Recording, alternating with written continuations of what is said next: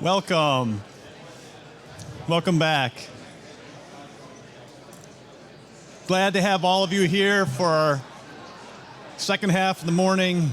Welcome back into the hall. If you can quiet down, we're going to start a live stream up here, and our audience at the other offices are expecting us to get going here around 10:35. Great, thank you, thank you. Glad you're all here in the hall with me, and also live streaming to the offices and MDOT throughout the state. It's a great time to get together and think about rebuilding Michigan. You know, I've been hearing a lot of people rising to the moment to rebuild Michigan, make it a better place. I think a lot about the generations that went before us that helped build the system we have today, and I think the future is bright for us. It's great to come together and work hard on this together. I know I hear a lot about determination to fix the roads. I think that it's something that I take pride in. I think if we look back on these years, we'll say, yeah, we were a part of that, and that was something significant we worked on. And we worked on it for everyone to make this place, Michigan, our home, a better place. And that's one of the reasons I left the private sector and came here, is because I wanted to work with you guys on things like this to help everyone out, not just a few people. And, you know, don't get me wrong, I've had my moments of disappointment too, but I'm glad to be here in this moment of history, to be a part of this with you. So this session today is going to be an opportunity to talk about what we're doing to address the Rebuild Michigan initiative. And first, I'd like to introduce James Lake. He's a great communicator, started with the department about 14 years ago up in the Superior region, and for the last 7 years, he's been working in the North region and also the Mackinac Bridge Authority as their communications representative. He'll be introducing a team of leaders that are helping in various ways to really lead in our augmented program. So James, come on up.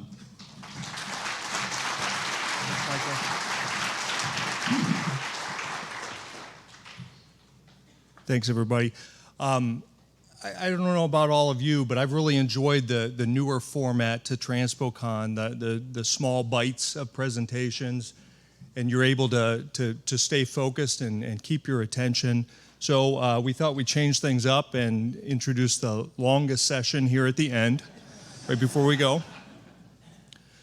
So before we start, Tony, Laura's not here. Is that right? Okay. If you could cover your eyes briefly, or just close them. You could just close them. Okay. All right. Quietly, everybody. How many in the audience have been keeping up with the augmented plan or program delivery plan and what's been going on? It's because his eyes are open. I know it. Well, the purpose of this segment is to bring everybody up to speed on what's been going on with those teams. So the teams started out with these overarching goals, really just two of them. One is get ready to deliver a much bigger program. And while we're financing that much bigger program instead of funding that much bigger program, it's still a much larger task. Second, keep all of our great people as much as possible, or at least find ways to capture their knowledge and experience that they've accumulated. So the tasks related to achieving those goals were broken up among 7 teams, and we'll hear a report from each of them on what they've been working on. So if I could have the representatives join me here on the stage.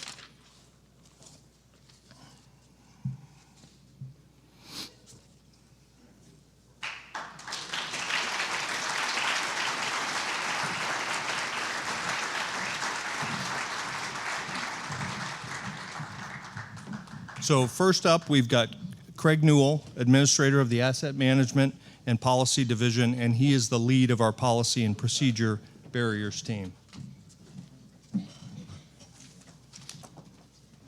You're up. Thanks, James. Good morning, everybody.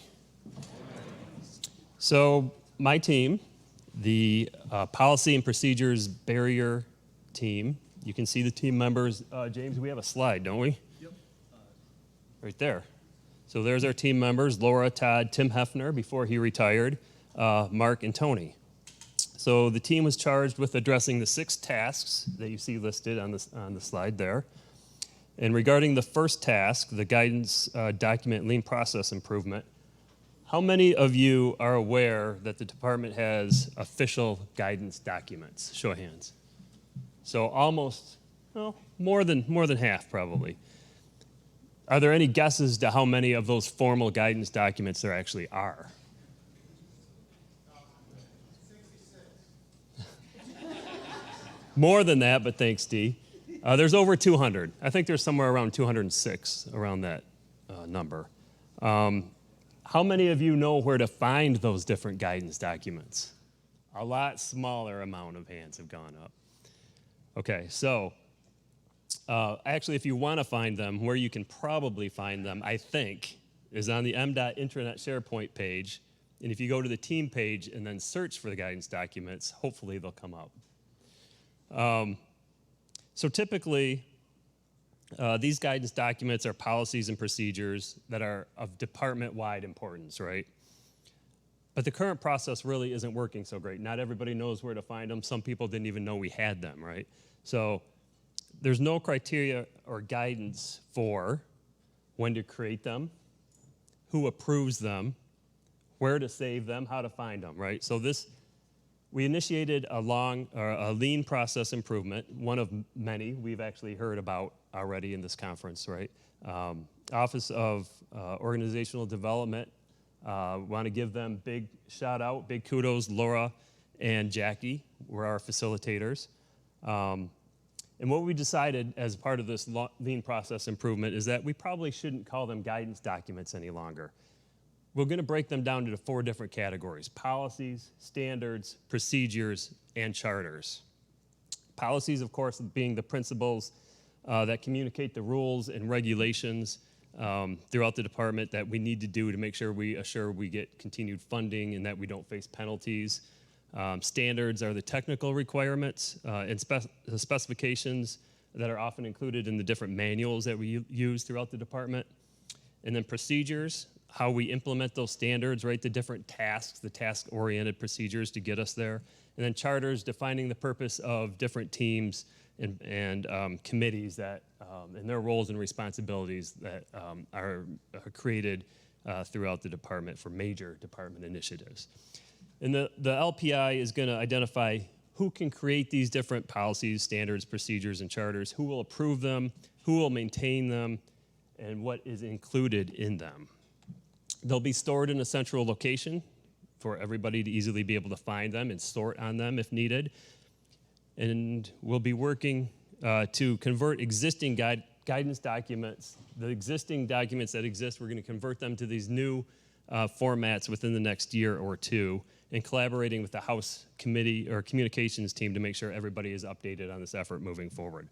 So why is guidance documents, why is this effort important to us to be able to effectively and efficiently deliver a larger program? Well, that's a little bit related to tasks 2 and 3 that you see in the slide. Addressing rules that don't make sense. Hopefully, as we look and convert all these different guidance documents and policies, we'll be also looking at, do these make sense? Are they outdated? Do they need to be updated? Can we not do some of these things? Can we get rid of some of them? And then task 3 there, developing statements of risk for policies and procedures. So historically, the department has pretty much been risk adverse, right? Ryan talked a little bit to us about the different types of risk and what we can do with risk. We can avoid it, mitigate it, transfer it, maybe accept it. So we need to be looking, as this team needs to be looking at what is acceptable risk, why are we willing to accept some of this risk? Again, I said we've been risk adverse at the department probably for a long time, and there's reasons for that, right? There's audits, there's negative media attention, there's legislative inquiry.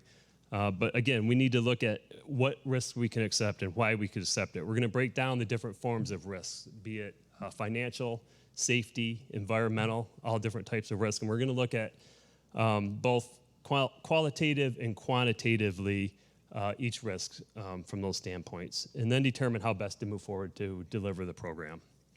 Task 4, identifying federal and state funding programs and what kind of funding we should use, be it federal or state, for different programs and projects.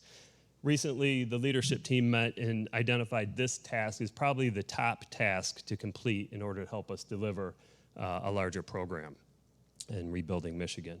So to date, on that task, the team has sought input from system managers, the associate region engineers of development, safety, bridge, and others, as well as from finance staff and planning staff, and identified around 14 different categories or programs, if you will. And based on that feedback, we're developing recommendations on which programs and which projects would make most sense to deliver using 100% state funding. We're looking at factors such as streamlining to be able to avoid or get through the STIP-TIP process a lot quicker, reducing MDOT oversight, of course, and administration, reducing federal and state permittings and number of permits that are required. And so far, based on all those recommendations and that analysis, the best projects or programs that we think to deliver at 100% state funding would be the rest areas and welcome center projects, as well as wetland mitigation projects. But good projects that we're also going to consider are going to be freeway lighting, operations projects, capital preventive maintenance type projects, culverts, any projects that are delivered through the fixed price variable scope process. And then also pump stations are going to be considered, which we heard a lot about the other day, right? Next steps for this task are work to quantify how much state money we have available for all of these projects. We know with the new 2015 state revenue package that we've got a lot more state dollars coming in to the department, so we're going to be able to spend those on these types of recommendations that make it easier to deliver the program. The fifth task was to investigate options to hire back retirees. The issue there was that if we hired back people that retired, they typically would lose their pensions. So we wanted to find a way if they could help us deliver the program without that penalty, right? So back in 2018, there was draft legislative language developed by the department that would allow retirees. It was actually House Bill 6097 that would allow state retirees to work indirectly for the state through a contractual agreement with third parties without forfeiting their retirement allowance. Unfortunately, that bill didn't really go anywhere. It was introduced, I think it had a hearing or two, but never proceeded any further than that. So we do have draft language that we can continue to work with the legislature on. Other departments have had some success in this. You may have heard, I think it was MDHHS did pass a bill, have a bill passed recently for their retirees that provided mental health assistance as psychiatrists. So they were allowed to come back and help out with their department. And then the last task, flexibility in compensation and classification. And the only thing I can say about that one is that MDOT leadership continues to have regular quarterly meetings with our civil service partners. So that may be a little bit of a struggle moving forward, but it continues to be addressed. So that's an update on the policy team.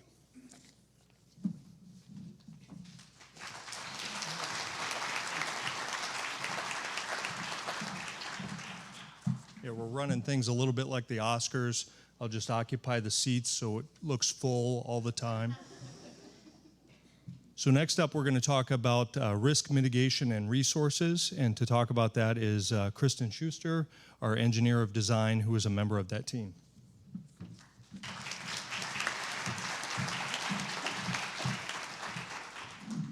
Thanks so much. Good morning. And I just want to note on the slide the other team members. Let's see. I want to switch that. There it is. Eric Kind, Laura Mester, Scott Thayer, Patrick McCarthy, and myself. So a lot of those folks are in the audience, so I want to give you guys my thanks. So we've been, there's a lot of overlap you'll probably hear or see between the teams, so we acknowledge that and support each other. So the first bullet is the local agency buyouts, and that's in the legislature. So, you know, we haven't been very active on that, so I'll just table that. The Fed and state requirements are also on this team, is something we've been looking at, really trying to optimize efficiencies that we can have. The Rebuilding Michigan program, some of the projects that have been identified are being targeted to use federal aid monies. Those have been determined for or recommended for fiscal year 20 and 21. 22, 23, 24, we're going to be determining those recommendations very soon. And we're really going to be looking at how we can package projects together. You know, we combine job numbers and projects where it makes sense to deliver the most efficient project. And so we really want to look at those funding mechanisms to make sure that we're being smart in how we fund individual projects so they can be packaged together for efficiencies. So that's something we are looking at, and we've been working with the system managers on determining what projects will be packaged together. And so that's an ongoing effort. I would expect more information on that, specifically for the Rebuilding Michigan projects this month, in time, hopefully, for the snapshot that planning is taking at the end of the month. Also, I want to note in here, one of the mitigation strategies that we are looking at, or we've kind of implemented already, for mitigating costs and concerns on the contracting side is really making an adjustment in the letting schedule. We want to optimize the available capacity in the contracting community. Most of you have probably heard this, but I wanted to take an opportunity to thank you guys. We've moved from October to March as our traditional emphasis months for lettings, and we're sliding that forward to August to December. This will really help industry in that they can get projects awarded quicker and use any available capacity they have in their existing workforce with their equipment and staff so that they don't immediately have to go to hiring. And that's a huge benefit to them and for us in bid cost savings to optimize all their existing capacity. So August to December is our goal, and we will move to that more and more each fiscal year. Already I can say that there's been just a tremendous effort to move projects into those target months, and I am so appreciative of all the work the regions and TSCs have done in adjusting their schedules, looking for opportunities, and to making that happen. I know moving things up is not without effort, and I really want to say that makes a huge difference, and we're very, very appreciative. So I wanted to note that as a mitigation strategy and how that helps the department. Also, talked about it a lot here and in other team meetings is quality assurance. Mark Schulich's here, and he and his team have been working very carefully and thoughtfully on how they can make some modifications to their various processes to move things through more efficiently and timely to handle these glut of projects that will come through. So they're continuing to explore options, and that does include the specification, the unique specification review period. So we are looking at what options are available to us. There are several different areas of the department that we review unique special provisions because it ensures quality and we find it a best practice, but we don't, in some cases, have to review all SPs in certain areas. So we're going to be working with those areas to ensure they have the right amount of support, but also trying to create capacity in our workload. So special provisions and QA have been making efforts, changing thresholds, and there'll be more information coming out on that over the next month or two. So that's ongoing work. Otherwise, the mobility policy, I think it kind of hooks to the Rebuilding Michigan. When we're talking with some of the system managers, we are looking at how long construction projects have to take, and I know specifically in Metro, Steve Minton is talking about providing available time for construction to happen. I think this hits on multiple teams, including the Work Zone Safety Task Force teamwork they're doing. So I think this is covered in a lot of different areas of the department, ensuring that there's appropriate amount of time for contractors to build our projects. So that's really what the risk mitigation team's been working on. So I'll turn it over back.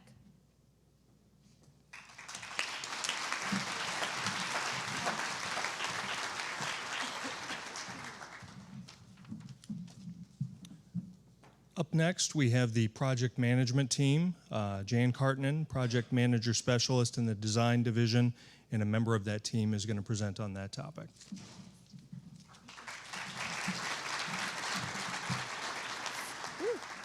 Thanks, James.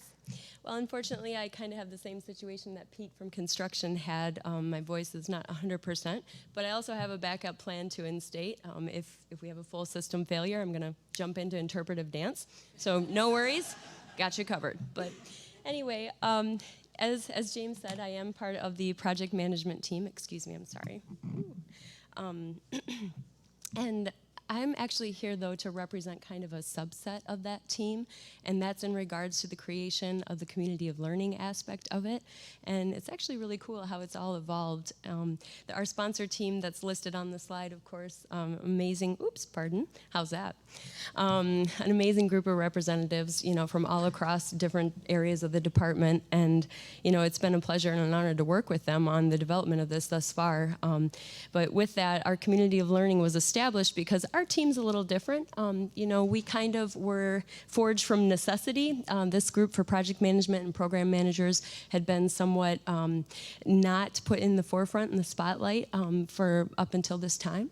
And so to create this community of learning was really going to exemplify the knowledge and management system and kind of help us create that peer-to-peer contact, as well as just a really open forum to discuss, the issues of one of the hardest positions within the department, in my personal opinion, for sure. So with that, our core team and our community of learning was established. Our core team actually is a subset too, and we kind of are divided up a little differently. So we actually have a pretty wide net cast. That's pretty exciting because we do represent, as of last night, we were upgraded from 19 areas of the department to 20. I had a request come in to say if someone from the department could also join the team, so we're growing, even by a matter of 12 hours, my goodness. So at any rate, we were tasked with some unique items. Just a show of hands here, how many of you have ever drafted a charter? Oh, wow, fantastic.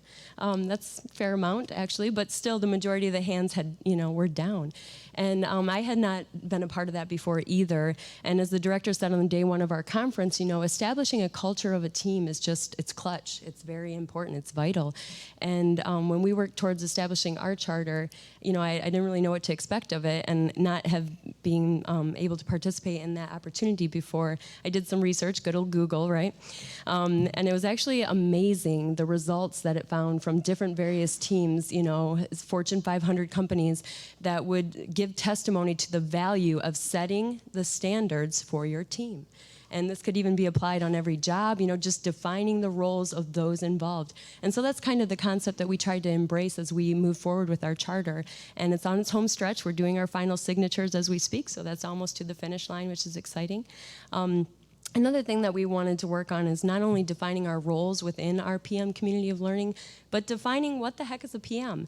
As I said, we're encompassing over 20 groups, all across the department. And, what does that look like? What does that mean? And we were able to establish a lot of common ground, which was pretty neat to see, that the functionality of the role department-wide, there's a lot of overlap, a lot of similarities, and that's pretty cool to see that the role is pretty consistent, And in addition to the role definition, we also kind of added a subset on what were some of the key traits that good or successful project managers in the department kind of possess. And not only was this helpful for our existing PMs to kind of know their contributions, so to speak, and where they sit within this role that's so important, but it's also going to help a lot for those of you that are maybe even in this audience right now that may be interested in project management, that don't really know where's that bar set? What do I got to be? What does it feel like to be a project manager, right? And in addition to that, of course, another aspect of our MDOT house is, bringing in new employees. And if they have an interest in project management, being able to share this document and saying, hey guys, this is what, is going to help you out a lot. Or if you're of this nature, this is, going to be a great thing for you to contribute to them if this feels like it's in your wheelhouse. So that was also another exciting thing that our team was able to push forward. Beyond that, obviously training is a huge necessity for this group, not only for the newer PMs, but for the veterans as well. We like to be a changing organization, and although that offers a lot of excitement and opportunity for us, even for advancement, but also improvements, change is an adaptation that we have to get used to. So with that, training is an obvious need. And we hustled, holy smokes, we've been busy since our kickoff in December, I'll tell you that. But we were able to issue a PM SurveyMonkey poll that helped us kind of create a soft heat map of where to go next, because there was so much area of need with our group that there was no wrong answer. So that kind of took the pressure off of that. You could kind of breathe easy and say any step is going to be a step in the right direction. However, what's the immediate need? And especially with Rebuilding Michigan, our priorities kind of dove down into contracts. I'll be looking forward to working with their unit some more and helping collaborate with that. Also PM basics. We do have a lot of veteran and mid-level PMs that have been around for a while, but what about those newbies that have no idea what they're stepping into? How do they get off the ground to be successful, right? And then some other things are just our PM programs that we have to use every day, the softwares and things like that. And in addition to that, STIP, TIP, MPO stuff that maybe some of us haven't been exposed to yet, or will be in the near future, especially with Rebuilding Michigan and some of our bigger fixes. So I guess for now, that's probably enough of a recap for the project management side of the fence, but I definitely thank you all for your time, and it's an amazing opportunity. I've loved every second of being involved, and it's been pretty cool. So thanks, guys.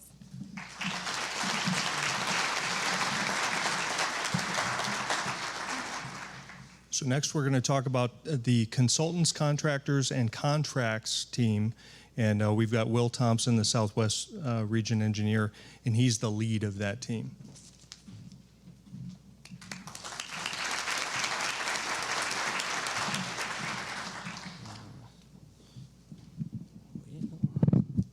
All right. So, good morning. I just want to say that I'm very thankful to have a great team. We had a lot of folks involved and a lot of experience between Carol and Dee. They're the leaders of CSD and former leaders of CSD, so that certainly helped us along. I want to say this team is called Consultants, Contractors, and Contracts, but it really was consultant contracts, and consultant contracts. Really, that was our focus, and anybody that's here that knows about the new program, getting consultants on board was absolutely key, and so no pressure on our team. One good, and the other thing I want to say is don't thank the messenger, thank all the great people on the team, and I really want to give a shout out to Carol Rademacher, Keith Simons, and all of the system managers, because they did really the heavy lifting for this team. I think I took notes, arranged for a few meetings, and now I get to talk about all the great things that were done. So the first thing that we identified was this under $100,000 tier for consultant contracts. Can we expand that? Can we look for some more opportunity to have an easy method to bring consultants on board? $100,000 doesn't buy us much anymore. And so this is a great situation, or an interesting situation, because we all know MDOT sometimes sets their own limits and sets their own rules, and then we have to live by it, but there's no law, there's no federal highway, CFR, that holds us to that. So our first objective was, can we expand it? And sure enough, this was an easy, low-hanging objective for us to achieve. We eliminated Tier 0, which, well, does Tier 0 make sense to anybody? It was kind of confusing to me all along. I don't know how that happened, but it didn't make any sense. So we got rid of Tier 0, and then we raised Tier 1 to $250,000 and less, but kept the rules for Tier 0, which is a very simple, very quick process. That was done, completed, memo sent out to all the project managers on January 1st. It's already in place, so that's awesome. The next was to extend the duration of as-needed contracts. Again, this is a situation where we were kind of self-limiting ourselves. The old process for as-needed, every 2 years you had to go back, go through the full process to get a consultant on board. There really wasn't any requirement for us to keep that. So we looked at, and now we have in place that as-needed have a baseline of 3 years, and an option of 2 one-year extensions. So we went from 2 years to possibly 5 years with those. It's also kind of awesome because it corresponded with the unfortunate thing that we have to do the full fixed fee payment for as-needed consultant contracts. So this gives us more flexibility. You know, if you didn't use the full as-needed in 2 years, now we can extend, well, now it's automatically 3 years and even into the 4th and 5th year if we need it. So we should not be having contracts where we're paying fixed fee for services that weren't rendered. So that corresponded very nice with that also. Does it have a huge impact? Well, I guess if you ask all your folks that do as-needed contracts, it's a huge impact. Overall, it's about 40 or 50 contracts every year. So it's not a huge impact, but it definitely is an impact, and it definitely helps. The next item we worked on was investigate, promote the use of consultant contract QA coordinator role in the bureaus and regions. Going back to my days in the hot mix lab, I believe it probably should be quality control, not quality assurance. So the idea here is that when we send in information to CSD, that it's the best it can be, right? It's pretty easy to grade an A+ paper as opposed to a C paper, right? So the idea is that we have a lot of PMs, and we all know we have a lot of people in PM roles, just like my example. Operations engineers doing PM. Traffic and safety people do PM. They're not necessarily PM experts. So this is a case where before they send stuff into CSD, we check it one more time, then we send it in, and then it makes it easier for them to process. That was identified as one of the issues with the timeliness of getting some of these Tier 2 and Tier 3 through. So that was great discussion, and it actually is now kind of a key part of our Tier 2 and our Tier 3 system, which is our last item, create streamlined process for consultant contracting for state-only funded projects. So when we initially started discussing the augmented program, we thought, oh, this is great, we're gonna double the program, we're gonna have all these projects that are state-only funded, PE, CE, construction. When we actually got the bonding program, it turned out to be a much different situation. Initially, we thought we're going to double the program. We're going to have projects kind of replicating the size of projects we have now. And all of you kind of realize, and certainly we do in Southwest region, we don't have double the number of projects. We have we have a number of very large projects. So it's much different than what we originally thought. So originally, we came up with a very aggressive process.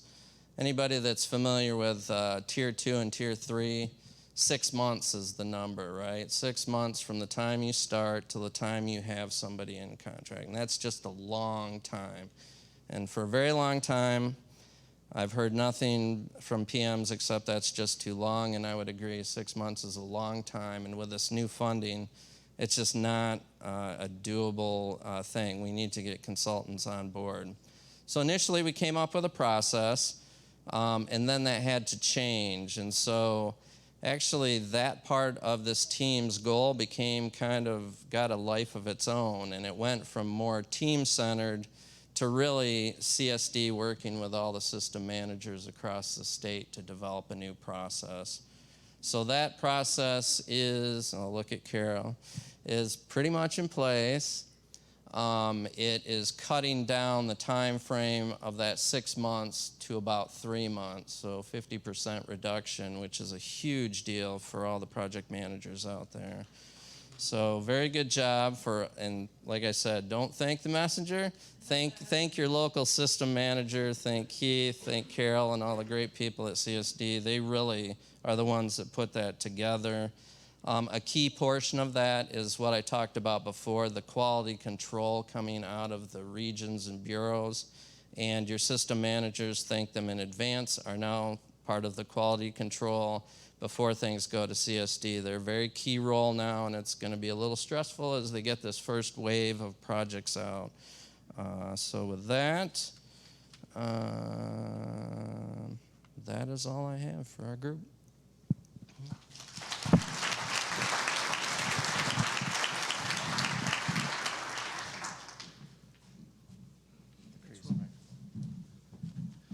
Yeah, next up, we've got the long-term program management team, and Matt Chanowith was supposed to present this portion. He's not here today. I don't know what he thinks he's trying to hide by not being here. But so we've got a replacement. We've got Colin Forbes, the Deputy Metro Region Engineer, and a member of that team.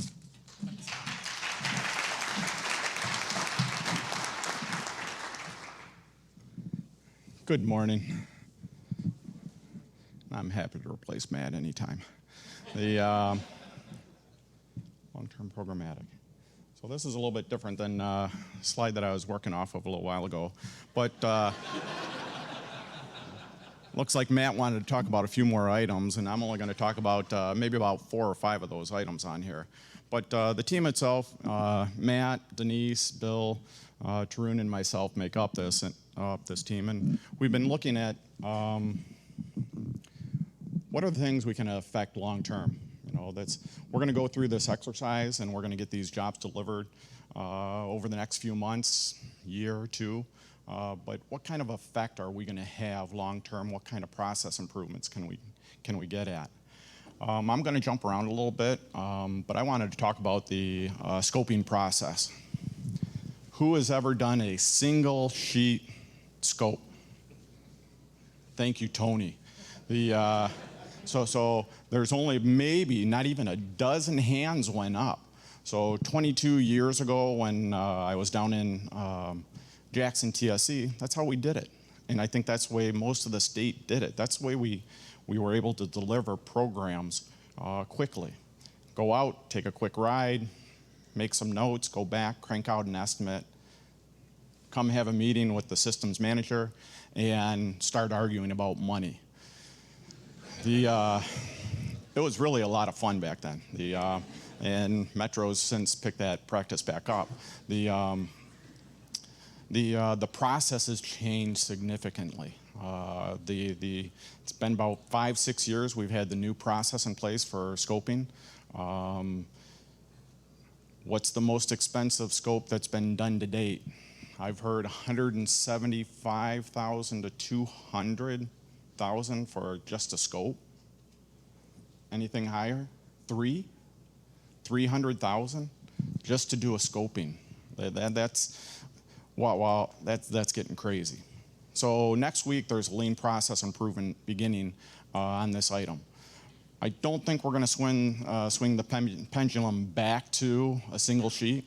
I think we can't go that far, but there has to be some type of process improvement to bring these costs in particular back in line and still get a good idea what we intend to do with a project. So that's one of the main items that I wanted to speak on. Matt has one in here about bridge plans. On the road plans, we go through the base plan review, OEC, and I can't remember the new acronym for the new process. FPC, thank you.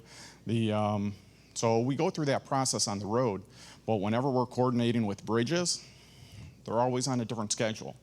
So Matt and his folks are looking at how they're going to handle bridges.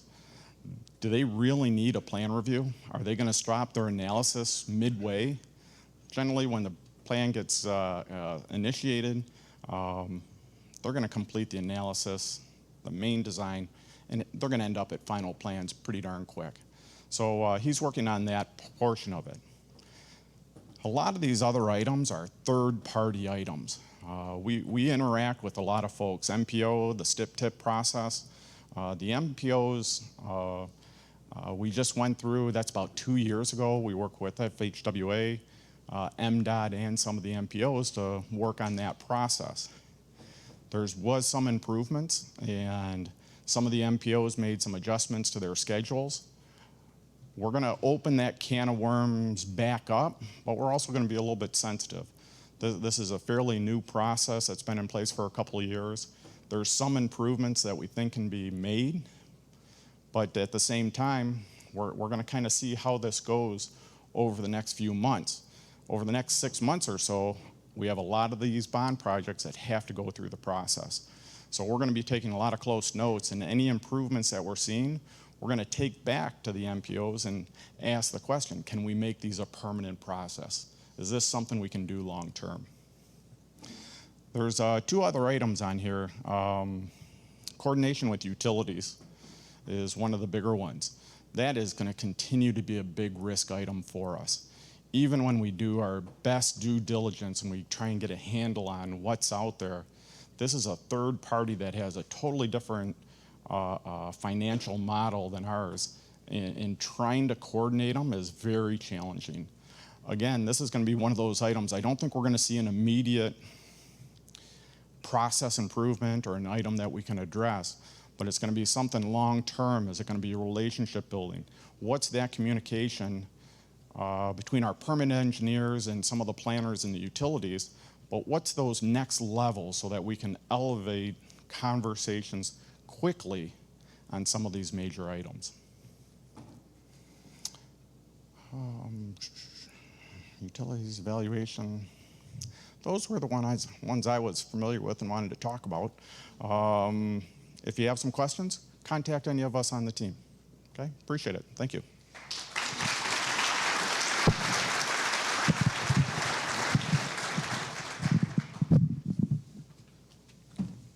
Thanks, Colin. Well, I forgot something at the very beginning, and if I don't do it now, I'm sure I'll forget again by the end. Superior Region asked me to announce the winner of the Pictured Rocks cruise tour, and that was Therese Klein. Congratulations.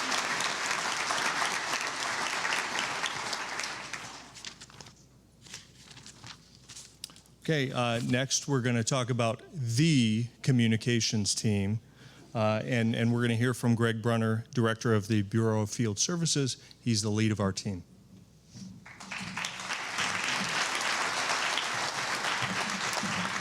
All right, thank you, James. And when it comes to communications, it was good to see, at least coming into this, we have a diverse team that we're set up here. We have folks from the Office of Communications, Aeronautics, the regions, TSCs, Central Office. And based on some of the tasks we were assigned, we added one more, which is Joe Thick from our GIS unit, who's done a fantastic job helping us to work on some of these initiatives through here. But just to kind of run through what the communications team's been up to, but when James asked the question early on, and everybody in here raised our hand that they're up to speed with what's going on rebuilding Michigan, apparently our job's done, so thank you. No, but the thing to keep in mind here is this augmented program delivery. These discussions started back in September and October when we were still talking about more or less what would be happening from a long-term funding standpoint. We had the governor's proposal out there on a funding increase, some legislative proposals going on. So back in September, October timeframe, this team was tasked to develop a communication strategy to pretty much talk about nothing. So it was a great start to the team. But what we were able to do is kind of run through a lot of the existing funding information that's out there in place on our website, which involved kind of reviewing a lot of the reality check videos, lots of the other information out there, just to make sure it's up to date. Because some of the information was dated, so we were able to pull that down and make some adjustments and updates and post those things back up to keep more or less on the public-facing side, everything up to date with where we're at from a funding standpoint. But the big thing we noticed as part of this team is it's not only an external communication, there's an internal communication, which is a huge part of this as well. So we kind of split into 2 different parts. And one of the things we were able to do is work as part of the live stream with the Rebuilding Michigan announcement to go through and answer any of the questions that came in that way. So there is a SharePoint site that's up for you guys to use. The link is on the bottom of the internal MDOT website, just the Rebuilding Michigan link. You can go on there to find a lot of the documents that we've been working on. And I think with the rollout, everything was clear as mud because the frequently asked question page is up to about 13 pages now of questions and answers on there.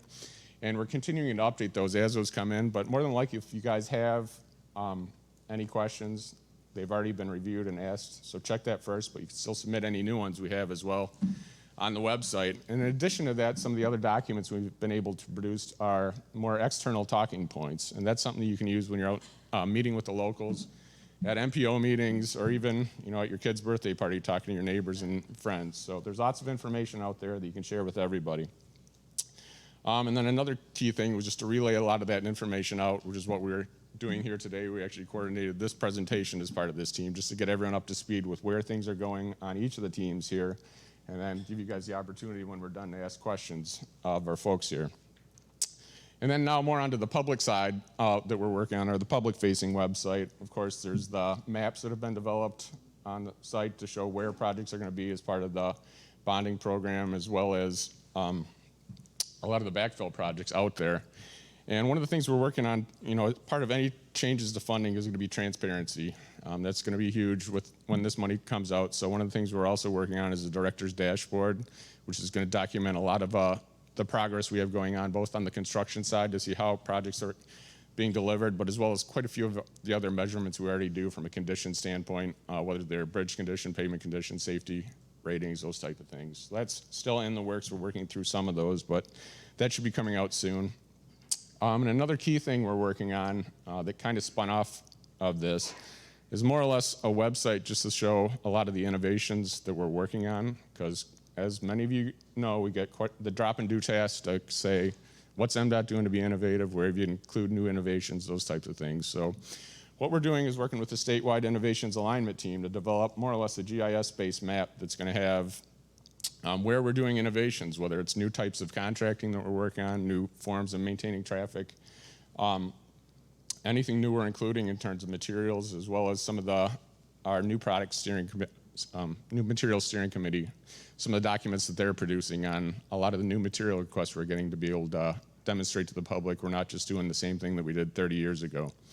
So again, that's something that's going to be kind of tied to what we do on a day-to-day basis beyond just the Rebuilding Michigan. We're hoping to have that rolled out later this year.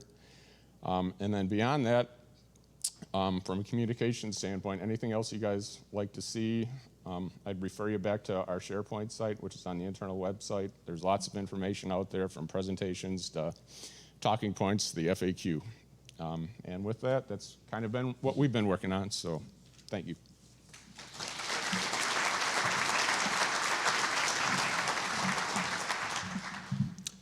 Next, we have the People First team, and we've got Kim Avery, the Metro Region Engineer, and she's the lead of that team.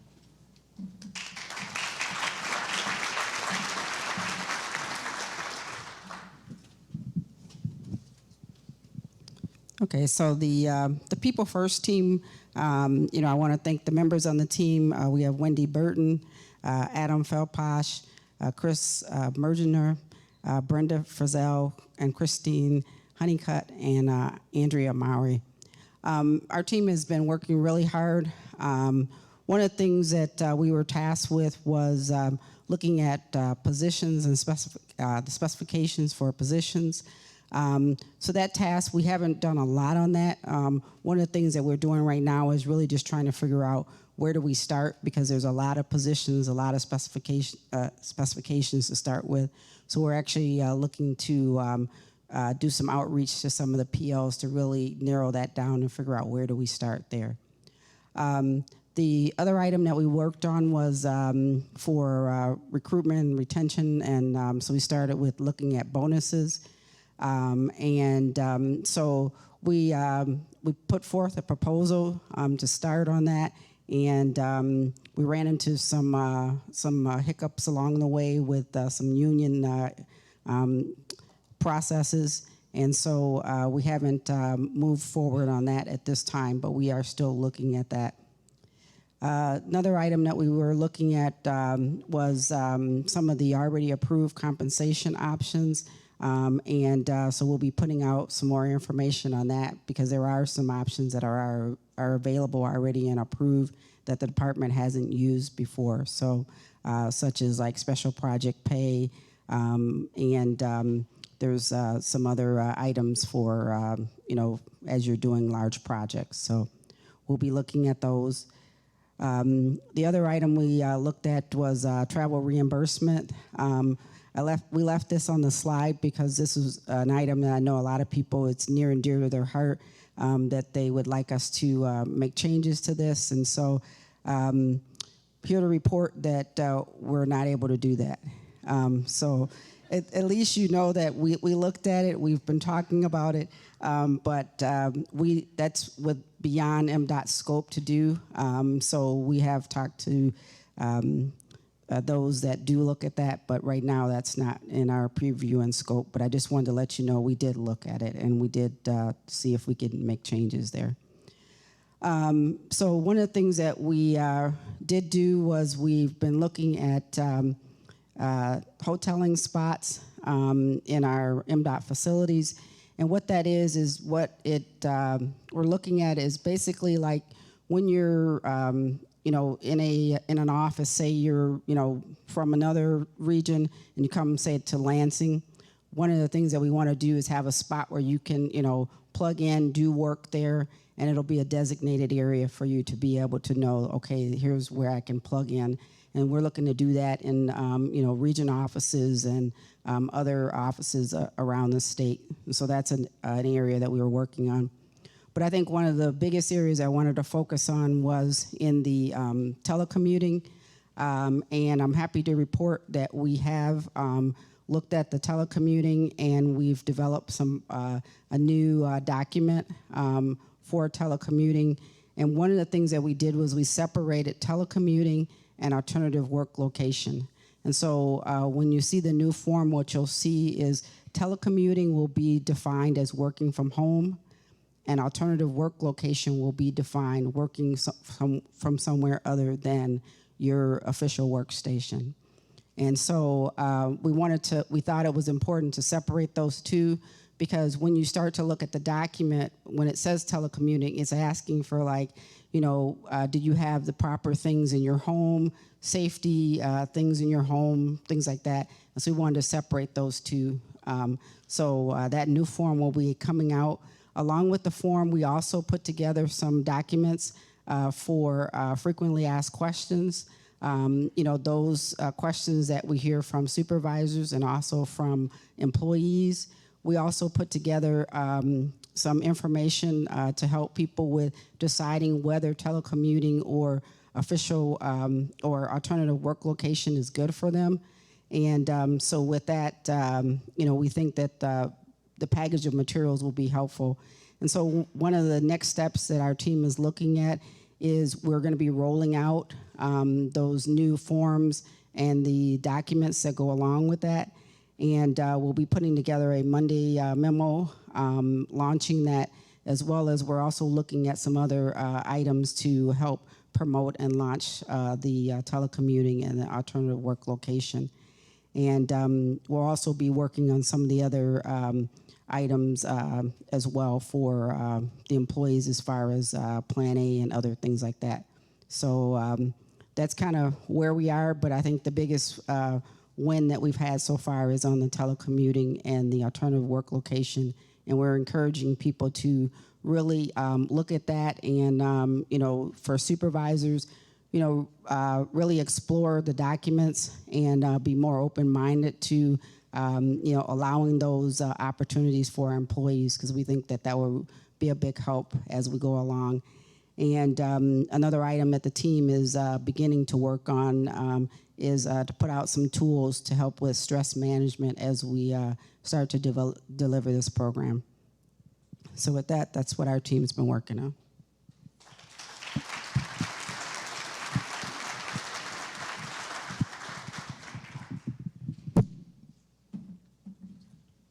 Thanks, Kim. Evidently, our time has just flown past because we got the 3-minute warning. Does anyone in the audience have any questions you'd like to pose to somebody on one of the teams? Gosh. Okay, I have some questions, just a couple. Kristen mentioned to me that she wanted to speak a little bit about the Barrier Busters meetings that she's been having. So if you could just talk about that briefly. Yeah, thank you. I'm sorry, I forgot earlier, and I'm not hosting them. Planning is hosting them and doing a great job. There are weekly calls. All the regions are represented. All the bureaus are represented. There's about, I think, 60 people, it feels like, on those calls. But it's a forum where we're discussing issues that come up. I mean, these teams are doing fantastic work, but there are always other issues to consider that, you know, we haven't quite thought up yet. So this is really a forum to get questions out for discussion, action items tracked, and taken care of and spread that information. So those are weekly. You can reach out to your region system manager, associate region engineer for development, and division administrators in the bureaus. If you have an issue that comes up, we're tracking on a spreadsheet action items as they're completed. So there's an information exchange also there. I'm sorry I forgot to say it earlier, but we really appreciate everybody's participation on those calls. Okay, thanks. And Jan, you were talking about the community of learning and the training program for PMs. Would you envision that as kind of like a standardized program or something kind of a la carte where people could hone their skills that they may not have experience in? It's a great question, thanks. Well, first of all, not to be on the fence about it, but both. I mean, it depends on the level of experience and the need, and it also depends on the group. I mean, we are tapas. We are fit to custom, fit to order. So, of the 20 groups that we represent, within those 20 groups is 252 people. So, obviously it's not going to be a one size fits all. There may be some areas where some people want to be involved in it to learn more about different trainings and the processes. But, from the development side of the fence versus maybe OPT, how do those two areas overlap? And if they do, and we can consolidate and do a training event for everybody, awesome. But if it needs to be separate, we'll do that too. Okay. It does, thanks. And Greg, I've got a two-part question for you. First of all, I was on your team. How cool was that? And second, you can spend more time on the second part if you like. How has our strategy changed? Because when we started, we were thinking about new long-term funding. How has our communication strategy changed because we're talking about financing now for a relatively short term? Well, I have lots of favorites, James. So I value the team, but you're right up there. But to answer your question, what's happened really since the financing side is the biggest thing is just educating people on, what bonding is and how that's going to work in terms of these projects and the other impacts going on. And I know Patrick McCarthy did a fantastic job talking about it in a little more detail yesterday. But a big thing from the communication side is just educating people. And that's going to be a struggle moving forward that, when you start talking to the public, they're going to say, we just gave you all this money to fix the roads and we solved the problem. Where from a bonding standpoint, this is only going to be a temporary fix. So that's something we're going to have to discuss on how we can address that or talk about that moving forward. So. Okay. I guess unless there's any other questions, that's it. Thanks. Oh, yeah.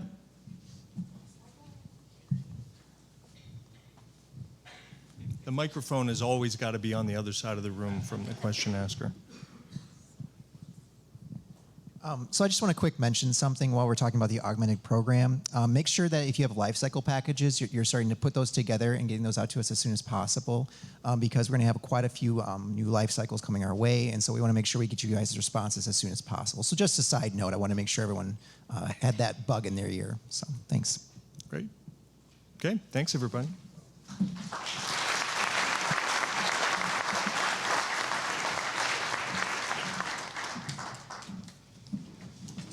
Thank you, all the members of our panel. It's been great to hear about how we're streamlining and improving things so that we can deliver more with more financing or more funding if that happens. We've been hearing, a lot of people rising up and helping out and rebuild Michigan and making Michigan a better place. And like I said earlier, I like to think back of the inspiration of the people that came before us. So I like to think about people like, Cliff Farr, retired recently. He's a guy who put in a big career here. You think about I have an Uncle John who worked last century for MDOT and worked for a couple decades there, and I appreciate his work. And I think about, Kevin White too. He's one that I think of too. So as we look back at what came before us, what built our system, I like to share a quote from you that was given by our president Dwight Eisenhower 65 years ago. I can't say today. It was last week he said this when he was trying to inspire people to think about building the interstate system. He said this about our unity. Our unity as a nation is sustained by free communication of thought, by easy transportation of people and goods. Together, the unifying forces of our communication, and transportation systems are dynamic elements in the very name we bear, United States. Without them, we would be a mere alliance of many separate parts. So it's great to think about the systems we're working on and its connectivity and our unity as a nation, as a state. We do important work here and appreciate that. But it wasn't just the sweeping oratory and speeches that built the systems. It was the shovel to dirt. It was the equipment operators, the inspectors, the accountants, the engineers, all those good people that did good work over the years. And they have entrusted the system to us, and it's our job to maintain it and keep it going for the people of the future. So today, we got a task to do, important work to do, and we've got our leadership here, Tony Cranfield, to come up and tell us our charge for today moving forward. So if we all can welcome Tony up to the mic, we've got wrap things up with him.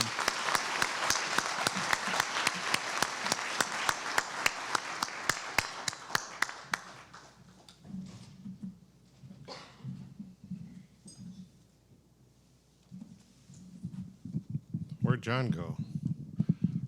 John's supposed to have my slides up. While we're doing that, would somebody please go get any of the ladies that were out at the registration desk and please bring them in? Thank you, Teresa. Was this a good event? Yes. You all happy with how it went? I saw thumbs up there. I need the ladies in here. They coming? I probably should have asked for that earlier, right? Doing an event like TranspoCon is no easy task. It's just the two of you left? They're up front? Oh, okay. No easy task. I want to first and foremost mention the three assistants to the Bureau Directors and Highways, Jana and Cindy and Valerie, because while the Bureau Directors were charged with kind of organizing all this stuff, it was really their assistants that did all that work. So if you would, why don't you come up here and take a bow? Come on, where's Val? Come forward. There we go.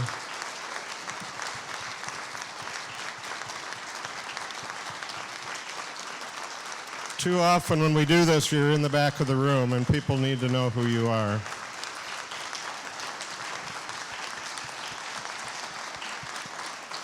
Thank you, ladies.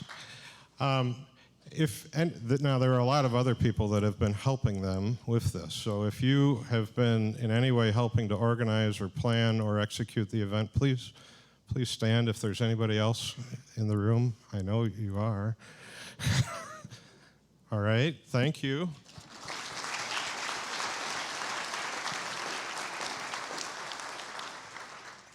John, you didn't stand, but John, thank you, John. Hard tech stuff. If you presented here sometime over the last couple of days, stand up. Please, everybody that was presenting.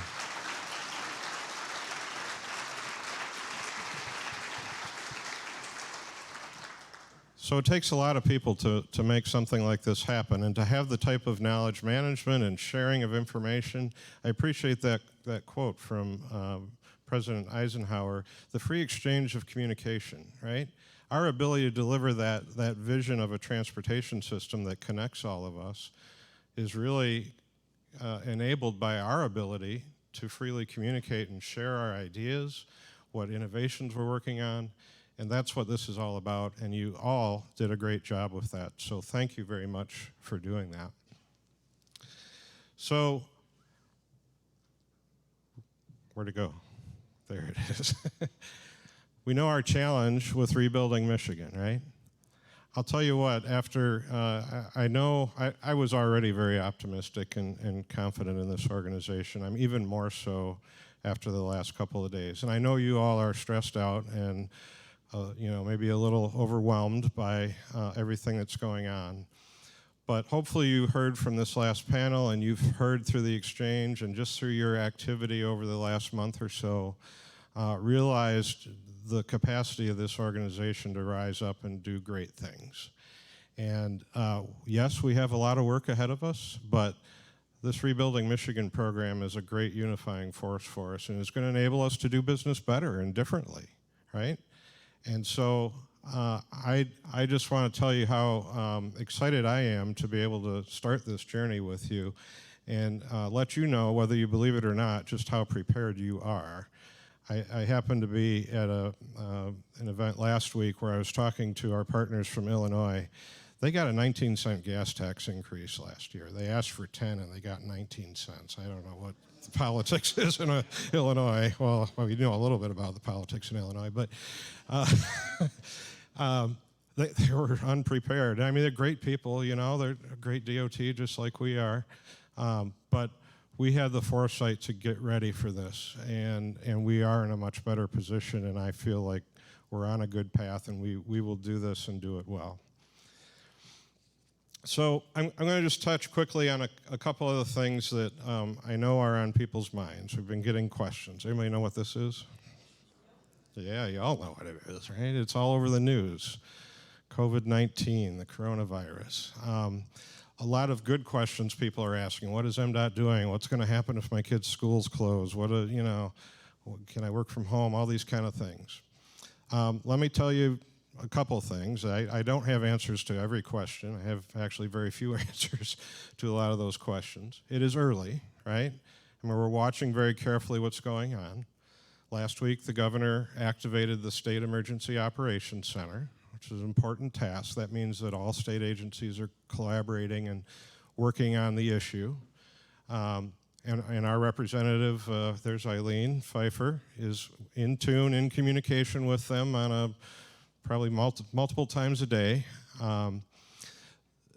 Pandemics are not an unexpected event, believe it or not. There's a whole manual on how to deal with pandemics, how things escalate through this.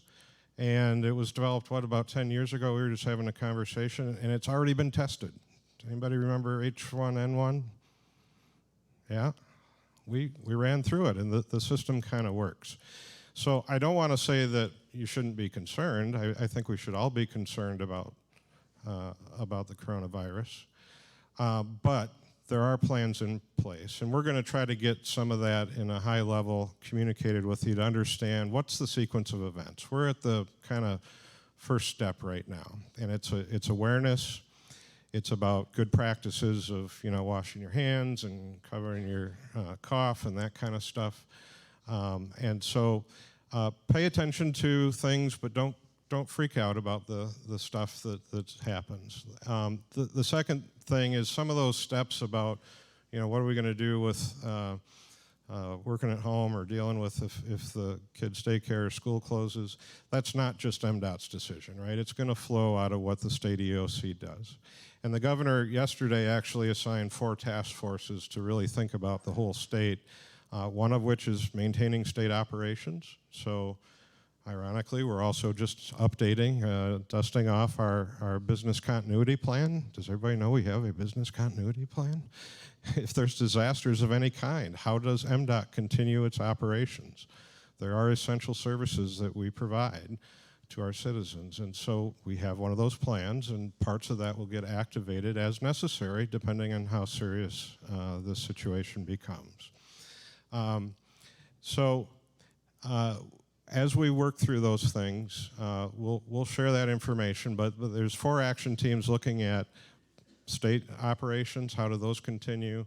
How do we deal with things like what are the criteria for schools to close, those kind of things. So I guess my point is right now, there's no reason to panic. Is certainly continue to pay attention to what's going on and certainly listen to any news that comes out either from the department or from DTMB or the state employer.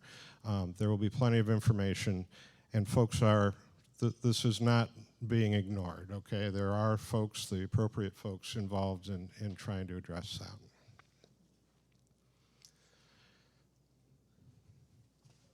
I'm Maybe this is dated. I don't know. How many people know who Wile E. Coyote is? All right, not too bad. I felt really old when I was one of the couple people that has done a one-page handwritten programming document, by the way. Look, we have lots of stressors, right? Rebuilding Michigan's going to be one of them. Coronavirus might be another. We have stressors at work. We have stressors at home. There was a really good session. I wasn't able to attend it, but I talked to some people that were in it yesterday about the augmented program and a lot of good brainstorming about how people individually manage stress. And we're going to get a lot of those ideas and everything documented so that we can share that with all of you, and I hope you share it with others. Take care of yourselves, right? First and foremost, your health, your well-being. So you'll notice that Laura's not here. She was supposed to be here with me today. Well, she's sick this week. So she's practicing good things by not coming here and sharing her illness with all of us. But she's also managing her health, which is an important thing for managing stress, right? But the other thing I'd want to say about stress is that, look, there's going to be times when we're delivering all this that we need help. And it's okay to ask for help. Nobody's asking you to do this alone. We talk about one MDOT sometimes, and sometimes it seems kind of Pollyanna and, the nice thing to say. We are really one MDOT when we come to crisis points. When we have an emergency, when we have something where we all have to rally around it, this department always responds great. That can happen even at the individual level, right? If you're in a crisis moment, ask for help. It's okay. Nobody's going to think less of you. Nobody's going to, question your competence or anything like that. We need help. We got a lot to do here, and it's okay to ask for help, okay? I think you all know that, we lost a key partner and team member of ours to suicide recently. And we've lost other employees that way. And I don't want that to happen again, right? I don't think any of us do. And it's sometimes hard to ask for help. So even if you aren't comfortable, you don't know how to ask for help, be watching around. Let's take care of each other. Try to watch for signs. I mean, I'm not saying that's an easy thing to do, but be there to help. Step in if you think somebody is struggling. Help them manage that stress too, right? Because we're all in this together.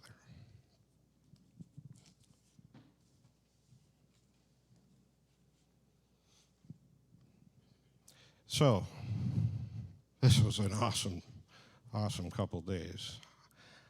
I heard so many great things going on in this organization. I can't tell you how proud I am of all of you and proud to be part of this group. I was particularly, well, first of all, I got to figure out how we bottle all this up and concisely share this with the public and some of our lawmakers, because honestly, they don't. Probably the most frustrating part of my job this last year has been trying to explain this stuff and to people that maybe don't have the attention span of more than a Twitter line, right? And so to be able to capture a couple days here of all the amazing things that you are all doing is going to be a challenge. But thank you for presenting all that and sharing all that here. And that's something we should always try to do, is how do we capture that and tell our story. But I was really appreciative of the attention on safety. I heard safety a lot, both from a programmatic standpoint in our safety moments and in the projects and activities that you all described. Really amazed at the innovation going on in this organization. The use of new technology, the use of data in different ways, just the way we're organizing around data. Heard high water a lot, and is John Richard still in the room? No? All right, well, he's got an assignment. James, you can tell him what it is. Somebody suggested that we do a rip-rap rap. that can go along with his Facebook for the 100th Street Bridge. But you got to give royalties to Colin Castle on that one. I was really impressed by not talking about drones, but not only having the demonstration, how many flyovers did we have in presentations? People are using the tool. Isn't that cool? I mean, a couple of years ago, we were talking about how we maybe could use it, and now we're using it. That's really exciting. We talked a lot about talent, and we talked a lot. Almost everybody has embraced the house and the principles and the pillars of the house, and somehow folded that into what they were talking about. And that's very encouraging, because that's what's going to really enable us moving forward on all of this. And so I guess in conclusion, this is just the beginning, right?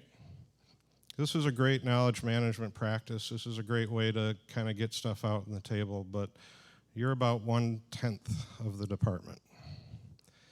We need to take this back, right?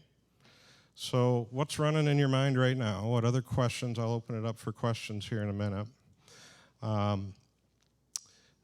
But you know, I want you to think about, how are you going to take this back? Who are you going to talk to? What are you going to tell them?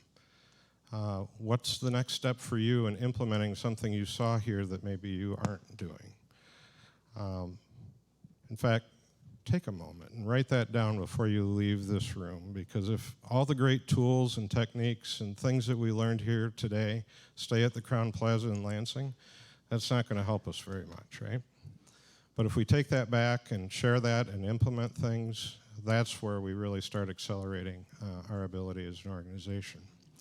So before I completely conclude, I'll open up for a few questions. What still remains unanswered for you about the future and where we're headed for the next year or so? No questions. Perfectly clear. That's awesome. Oh, Steve.